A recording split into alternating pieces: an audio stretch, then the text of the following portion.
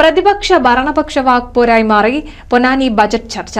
നഗരസഭ ബജറ്റ് പൊതുജനങ്ങളെ കബളിപ്പിക്കലെന്ന് പ്രതിപക്ഷം. ബജറ്റ് പഠിക്കാതെ അടിസ്ഥാനരഹിത ആരോപണവുമായി പ്രതിപക്ഷം രംഗത്തെത്തിയെന്ന് ഭരണപക്ഷ കൌൺസിലർമാർ. കഴിഞ്ഞ വർഷത്തെയും ഈ വർഷത്തെയും ബജറ്റ് പുസ്തകം താരതമ്യം ചെയ്താണ് ബജറ്റ് ചർച്ചയിൽ പ്രതിപക്ഷം വാദമുഖങ്ങൾ തുറന്നത്. ടൂറിസം രംഗത്ത് പ്രാമുഖ്യം നൽകിയ ബജറ്റിൽ ഉൾപ്പെടുത്തിയ ഭാരതപ്പുഴ തുരുത്ത് ടൂറിസം പദ്ധതി കഴിഞ്ഞ വർഷവും ബജറ്റ് പുസ്തകത്തിൽ ഉൾപ്പെടുത്തിയെന്നാണ് പ്രതിപക്ഷ ആരോപണം. വയോജന ക്ഷേമ പദ്ധതികൾ, വയോജനോത്സവം, വയോപാർക്ക് തുടങ്ങിയ ഇത്തവണത്തെയും ബജറ്റ് ഹൈലൈറ്റ് പദ്ധതികൾ കഴിഞ്ഞ സാമ്പത്തിക വർഷവും നഗരസഭ മുന്നോട്ടുവച്ചതാണ്.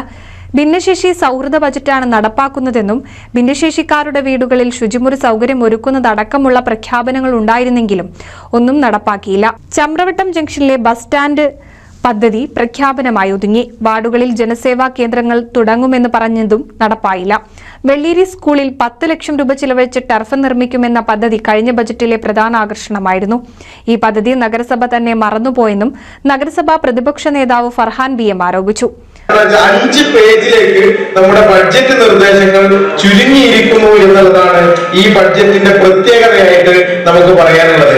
എന്നാൽ ഒരു കാര്യം ഞങ്ങൾക്ക് സൂചിപ്പിക്കാറുണ്ട്. ഇതിലൊക്കെ അച്ചടിച്ച് വെച്ചിട്ടുള്ളത് കേന്ദ്ര സർക്കാരിന്റെയും അതുപോലെ തന്നെ സംസ്ഥാന സർക്കാരിന്റെയും പദ്ധതികൾ, DPR ആയി ലഭിച്ചിട്ടുള്ള പദ്ധതികളൊക്കെ തന്നെയും ഈ 5 പേജിൽ കുത്തി നിറച്ച് വെച്ചിട്ട് ഓൺ ഫണ്ട് ഉപയോഗിച്ച് എന്താണ് നമ്മൾ ചെയ്യുന്നത് എന്ന് പറയാൻ ചിലപ്പോൾ ഒരുപക്ഷെ A4 ഷീറ്റിൽ മാത്രമേ ഉണ്ടാവുകയുള്ളൂ എന്ന് കൂടി ഈ അവസരത്തിൽ ഞങ്ങൾ പറയാൻ വേണ്ടി ഉപയോഗപ്പെടുത്തുകയാണ്.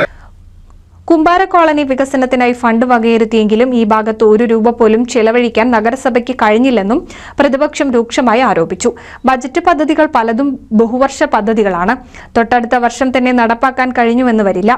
അതേസമയം ഏറെ ദീർഘവീക്ഷണത്തോടെയാണ് ഓരോ പദ്ധതികളും തയ്യാറാക്കിയിരിക്കുന്നതെന്നും വയോജനങ്ങൾക്കും ഭിന്നശേഷിക്കാർക്കും വിദ്യാർത്ഥികൾക്കുമുള്ള ഒട്ടേറെ പദ്ധതികൾ ഇത്തവണ നഗരസഭ അവതരിപ്പിച്ചിട്ടുണ്ടെന്നും നഗരസഭാ ചെയർമാൻ ശിവദാസ് ആറ്റുപുറം പറഞ്ഞു. അത് തുടർച്ചയായിട്ട് ഉണ്ടാകേണ്ട നമ്മുടെ പ്രവർത്തന മേഖലയിൽ പരിഗണിക്കപ്പെടേണ്ട കാര്യങ്ങളാണ്, വസ്തുതകളാണ്. ആ ഒരു അർത്ഥത്തിൽ ഒരു ബഡ്ജറ്റ് ടൈം ബൗണ്ടായി തന്നെ 1 വർഷത്തിൽ പരിമിതപ്പെടുത്താൻ നമുക്ക് കഴിയില്ല. മൾട്ടി ഇയർ ആയിട്ട് ബഹുവർഷമായിട്ട് നമുക്ക് ചില പദ്ധതികൾ നടപ്പിലാക്കേണ്ടി വരും. പ്രത്യേകിച്ച് നിർമ്മാണങ്ങളുമായി ബന്ധപ്പെട്ട ഇപ്പോൾ സൂചിപ്പിക്കപ്പെട്ടതൊക്കെ തന്നെ നിർമ്മാണങ്ങളുമായി ബന്ധപ്പെട്ടതാണ്. നിർമ്മാണങ്ങൾക്ക് സാങ്കേതികമായിട്ടുള്ള അനുമതി ലഭിക്കുക, ഭരണാനുമതി ലഭിക്കുക, ഫണ്ട് ലഭ്യമാകുക, സ്ഥലമുണ്ടാവുക, ഇതൊക്കെ ക്രമമായി നമുക്ക് സാധ്യമാകുമ്പോഴാണ് സമയബന്ധിതമായി നമുക്കത് ചെയ്യാൻ കഴിയുക. പൊന്നാനി നഗരസഭയുടെ പരിമിതി അറിയാലോ. ഒന്ന്, നമുക്ക് ആവശ്യമായിട്ടുള്ള സ്ഥലമില്ല. നമുക്ക് സ്വപ്നം കാണാം പല പദ്ധതികളും, പക്ഷെ അത് നടപ്പിലാക്കാൻ ആവശ്യമായ സ്ഥലമില്ല. സ്ഥലമെടുപ്പിന് സമയം വൈകുന്നതിനനുസരിച്ച് പദ്ധതികളുടെ നിർവ്വഹണം വൈകും. അതുപോലെ തന്നെ കെട്ടിട നിർമ്മാണം, അതുമായി ബന്ധപ്പെട്ടിട്ടുള്ള കാര്യങ്ങൾ നിർമ്മാണം നമ്മൾ സ്റ്റാർട്ട് ചെയ്യും എന്ന് പറഞ്ഞു കഴിഞ്ഞാൽ അതിൻ്റെ സാങ്കേതിക അനുമതി ലഭ്യമാക്കിയാൽ ടെൻഡർ പ്രോസസ്സിലേക്ക് കടന്ന് നിർമ്മാണത്തിന് സ്വാഭാവികമായിട്ടും അതിന് സമയത്ത്. അപ്പോൾ അതുകൊണ്ട് ഇത് തുടർച്ചയായി ഉണ്ടാവണം എന്നുള്ളതാണ്. ഇത് കഴിഞ്ഞ ബഡ്ജറ്റിൽ നമ്മൾ പ്രഖ്യാപിച്ചിട്ടുള്ള അല്ലെങ്കിൽ നമ്മൾ മുന്നോട്ട് വെച്ചിട്ടുള്ള പദ്ധതികൾ തുടർച്ചയായി വികസനത്തിന്റെ വിഷയങ്ങളായിട്ട് ഏറ്റെടുക്കാനാണ് ഈ ബഡ്ജറ്റും നമ്മൾ ലക്ഷ്യമിടുന്നത്. NCV news Ponnani.